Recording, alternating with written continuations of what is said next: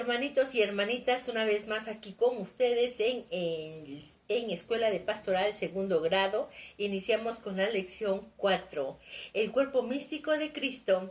Hasta la contemplación de la Iglesia como reino de Dios, según vimos en la lección 3, se nos podría antojar esta realidad y misterio como algo sin dependiente de Dios, hechura de Dios, pero ajeno a Él, distante a Él, sin más relación con Él, el que aquella como efecto, pero no es así, sino que por lo contrario, quiso el Señor Dios Padre en su infinita bondad y misericordia establecer entre el Creador y criatura una unión íntima por medio de su Iglesia, íntima hasta el punto del misterio. Es a esta relación tan estrecha a la que se le debe la doctrina de San Pablo acerca del cuerpo místico de Cristo. La palabra místico es lo mismo que misterio, y con ella quiere significar el apóstol lo que ya sabemos, que esta unión tan íntima queda dentro de lo que está más allá de nuestra capacidad de comprensión, de suerte que solo a Dios place dárnoslo a conocer. Lo hemos llegado a saber. Por otra parte, este misterio forma uno solo con todo el misterio de la salvación. Es parte de la realidad salvífica que opera en obra redentora de la Trinidad Santísima. Juan 14:23. Si alguno me ama, guardará mi palabra, y mi Padre le amará, y vendremos a él y haremos morada en él. Veamos, según nos descubre San Pablo, cómo ocurre esta íntima unión entre el Creador y criatura que llamamos cuerpo místico. Por las circunstancias que se dieron en su conversión para el apóstol, la contemplación del cuerpo místico de Cristo y su profunda realidad ocurrió en el preciso momento de su conversión al caer del caballo, tanto físicamente del caballo, que lo llevaba, como moral y espiritualmente del caballo de la soberbia, y con sudez, para quedar tendido en tierra y deslumbrado por la visión y la voz de Cristo en el camino de Damasco. Hechos 9:3-5. Sucedió que, yendo en camino, cuando estaba cerca de Damasco, de repente le rodeó una luz venida del cielo. Cayó en tierra y oyó una voz que decía: Saulo, Saulo, ¿por qué me persigues? Él respondió: ¿Quién eres, Señor? Y él: Yo soy Jesús, a quien tú persigues. Saulo entendió bien en este momento la unión íntima que existía entre Jesús y sus discípulos. Él no había dicho: ¿por qué nos persigues? ¿O por qué me persigues en las personas de mis discípulos? Sino simplemente: ¿por qué me persigues? Dando a entender que la persecución era directa en su contra como cosa personal. Nunca perdió de vista el apóstol esta realidad. Antes hubo de meditar mucho sobre ella, de suerte que llegó a establecer profunda doctrina al respecto.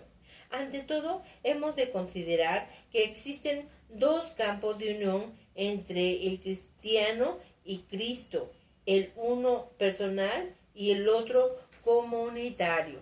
La segunda unión no se dará nunca antes la primera, pero esta solo se desarrollará y perfeccionará cuando ocurra aquella, de suerte que ambas coincidentes perfeccionarán al hombre. De este modo, el mismo San Pablo se comenta de hablarnos e instruirnos acerca de ambas. Para San Pablo, el cristiano es un hombre nuevo edificado sobre las ruinas del hombre viejo.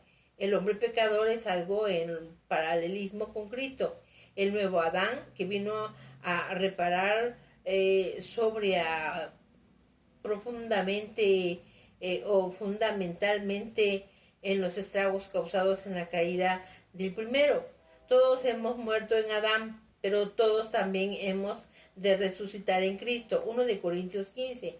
Todos por la desobediencia de Adán fuimos pecadores, pero todos por la obediencia de Cristo podemos ser justificados. Así, la participación en la salvación ha de tener como consecuencia la crucifixión del hombre viejo y la destrucción de todo lo que en nosotros se asemeja al Adán caído del hombre en lo que se ha entregado el pecado. Esta muerte del hombre viejo dará luz al hombre nuevo, semejante al segundo de Adán, al Adán inocente, Cristo Jesús. Es, pues, una transformación de dos tiempos. Colosenses 3, 9, 10. Despojaos del hombre viejo con sus obras y revestidos de hombre nuevo, que se va renovando hasta alcanzar un conocimiento perfecto según imagen de su creador. Describe así el primer caso. En Efesios 4, 22, 24, el segundo paso lo describe así: despojaos entre cuanto a vuestra vida interior del hombre viejo que se corrompe siguiendo la seducción de las concupiscencias, al renovar el espíritu de nuevamente y revestirnos del hombre nuevo, creando según Dios en la justicia y santidad de la verdad. La definitiva, el hombre nuevo, no es sino Cristo, del que nos revestimos en el bautismo para la completa sumisión a su divina influencia, en una mutación tan completa que surge la nueva criatura, que nos hará exclamar junto a él, Gálatas 2, 19, 20. Con Cristo soy crucificado y vivo, pero no yo, sino que Cristo es quien vive en mí.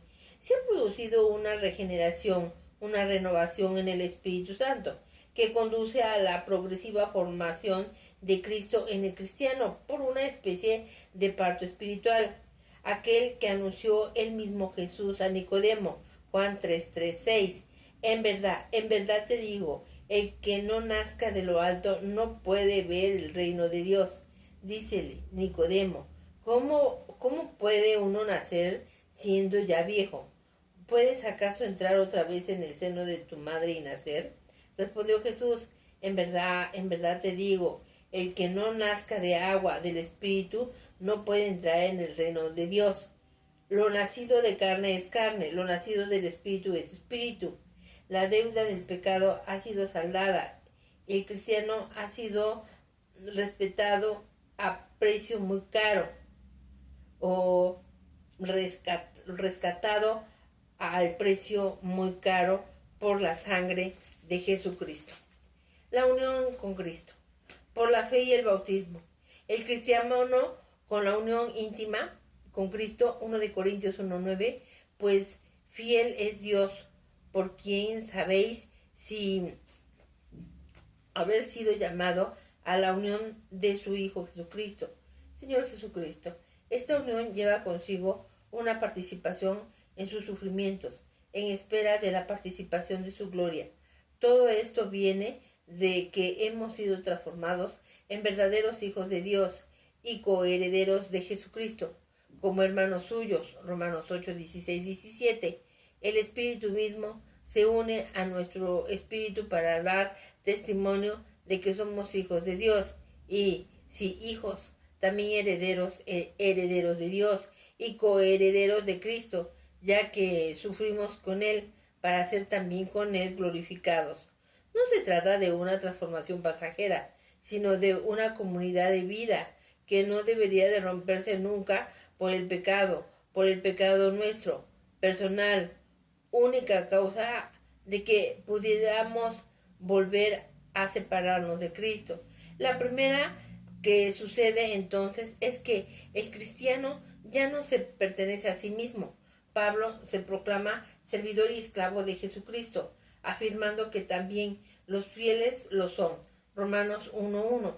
Para el Evangelio de Dios, Filipenses 1:1, Pablo y Timoteo, siervos de Cristo Jesús, a todos los santos en Cristo Jesús, que está en Filipos, con los episcopos y diáconos, 2 saludos y 2 proclamaciones en su servidumbre de Cristo.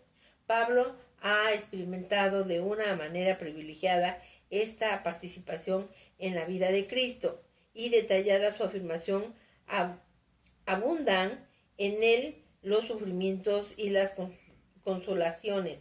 2 de Corintios 1:5.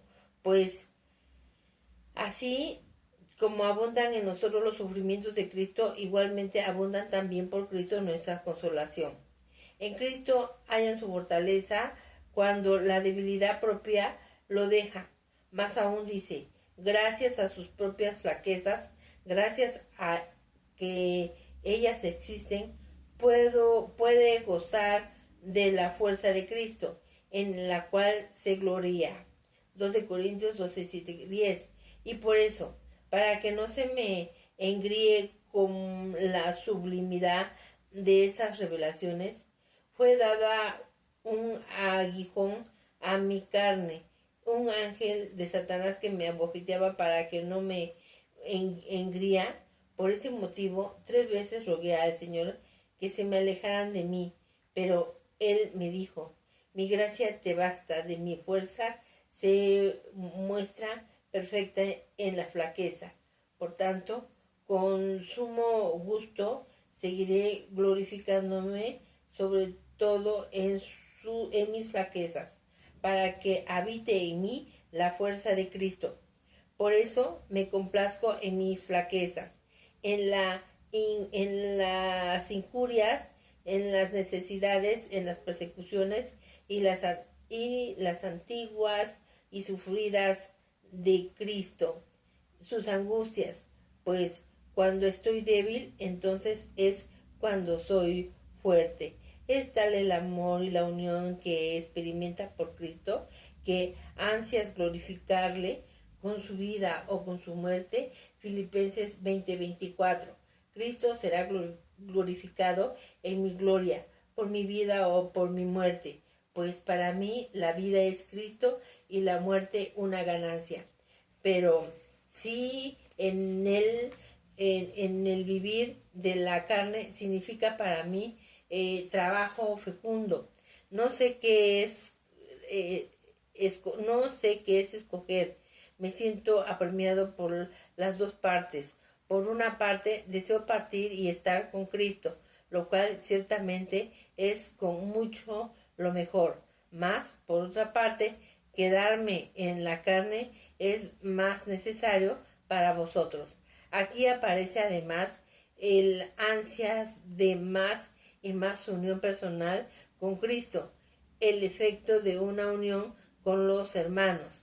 Le aflige que no llegue aún la confirmación eterna de estar con Jesús, pero la inquieta abandonar a la comunidad. Ese es el otro campo donde se realiza la unión. Los hermanos, el apóstol también desarrolla ese sentido de unidad al máximo y lo hizo vida en sí. Mucho le dolió en su vida haber perseguido a los cristianos, y fue para él mancha imborrable que lo hizo humillarse profundamente, aunque la atenuaba un tanto pensar al menos que nunca obró de mala fe. 1 Corintios 15, 9, 10. Pues yo soy el último de los apóstoles, e indigno del nombre de apóstol, por haber perseguido a la iglesia de Dios, mas por la gracia de Dios soy lo que soy, y la gracia de Dios no ha sido estéril en mí. Antes bien, he trabajado más que todos ellos, pero no yo, sino la gracia de Dios que está conmigo. San Pablo, en su vida de converso, es ejemplo de cómo ha de ser el apóstol en su relación con la comunidad de la iglesia. Ya hemos visto en el párrafo anterior cómo se declara sin miramientos, cómo el más ha trabajado y que la gracia de Dios no ha sido estéril en mí, porque Dios derrama siempre abundantes gracias. Y en la esencia comunitaria de la iglesia, así se pongan al servicio de ella y de sus miembros, pero pocos son los que lo aceptan.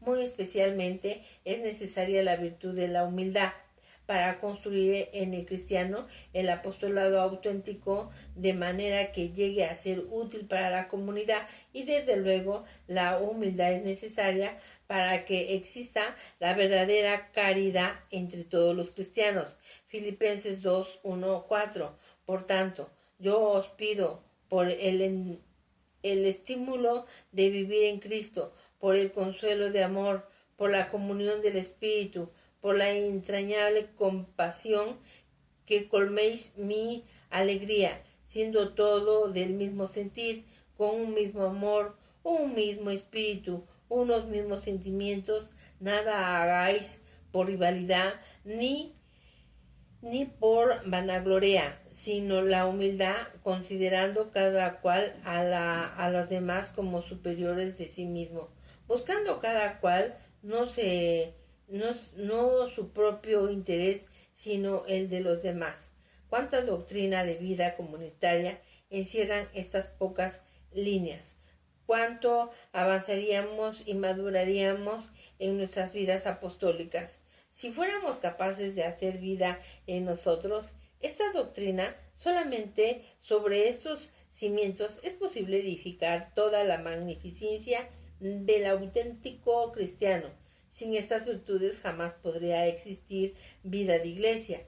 Es que el verdadero cristiano tiene que vivir en aptitud de servicio, de sumisión, de entrega. La palabra iglesia tiene para San Pablo, a través del tiempo, tres conceptos diferentes, cada vez más amplios. Primero, en la comunidad de Jerusalén, dando que Jerusalén conserva aún aquel sentido judaico centralista derivado del concilio Templo de Yahvé, del mismo modo que la diáspora de todos aquellos judíos que habitaban en el extranjero veían la ciudad santa como un centro sacrificial y cultural.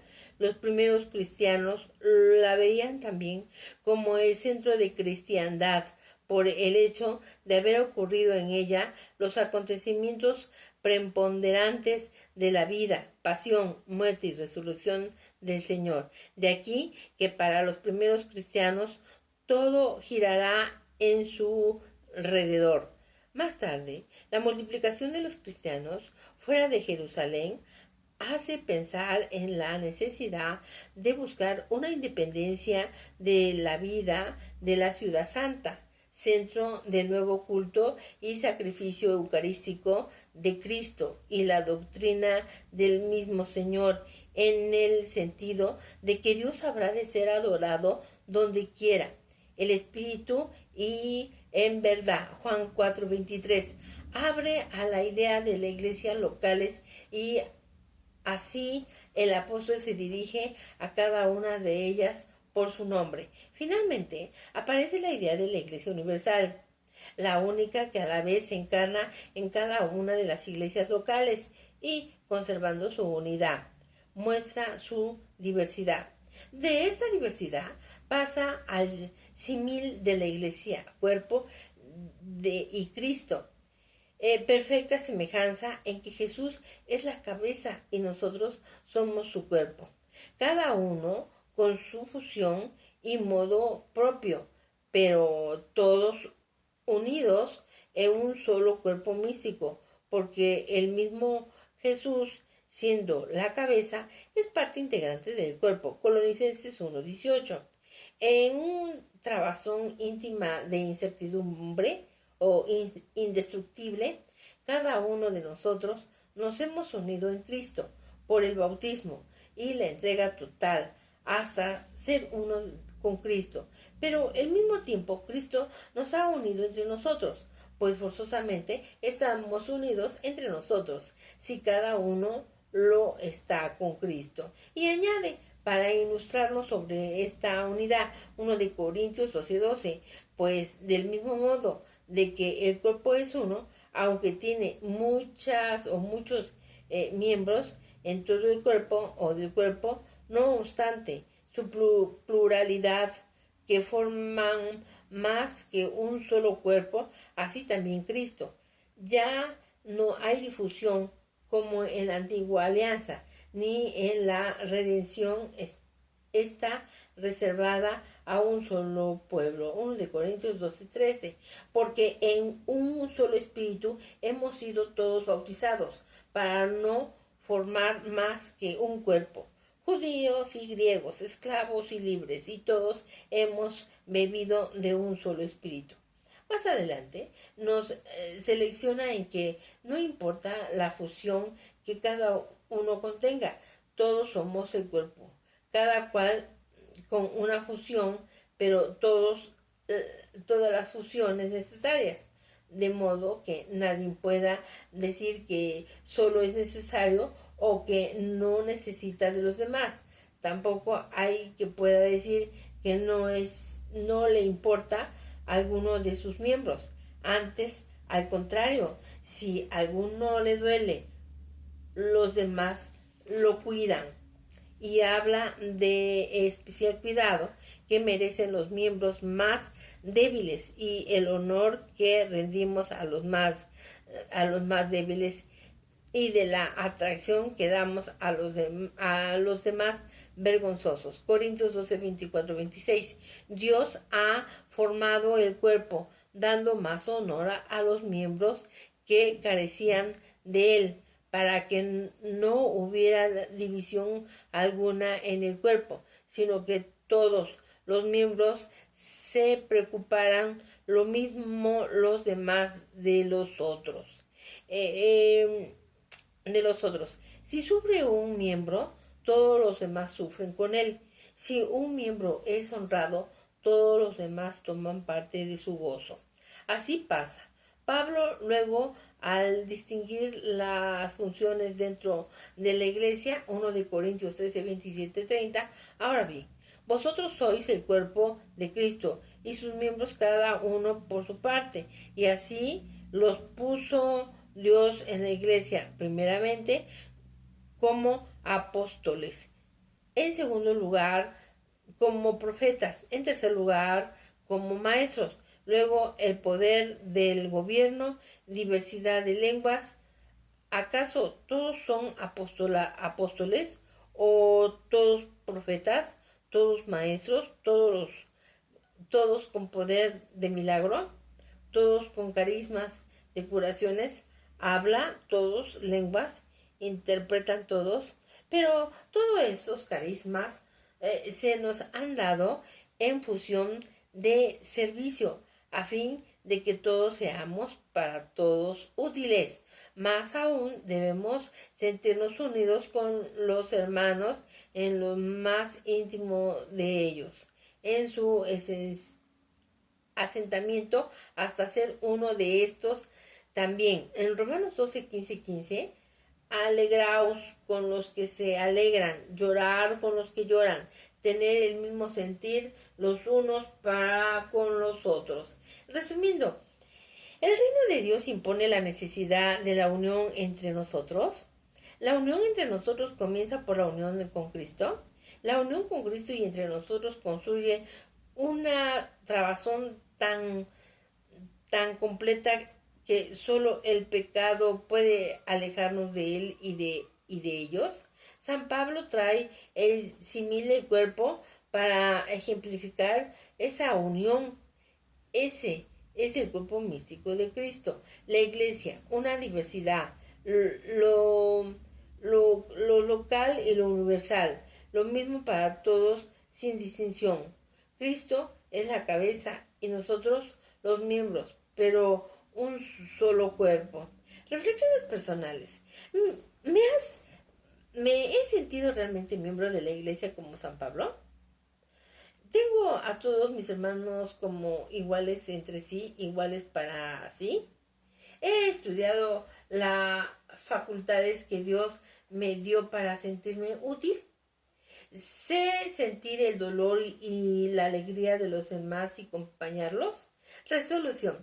Trataré de meditar profundamente sobre la Iglesia universal, descubrir sus riquezas y posibilidades, abrirme a todos, sentir uno con todos, honrar a todos, respetar a todos, mirar a todos y así encuentro a alguna fuera de la iglesia, sentirme responsable de que aún no participe en el cuerpo místico de nuestro Señor Jesucristo. Bueno, hermanitos y hermanitas, pues damos por terminada la lección número 4 del segundo grado de Escuela de Pastoral. Pues te invito a que me regales un like y sobre todo inscríbete a nuestro canal para que así pueda llegar la palabra de Dios a todos los rincones del mundo. Bueno, pues nos estamos mirando. Hasta la próxima.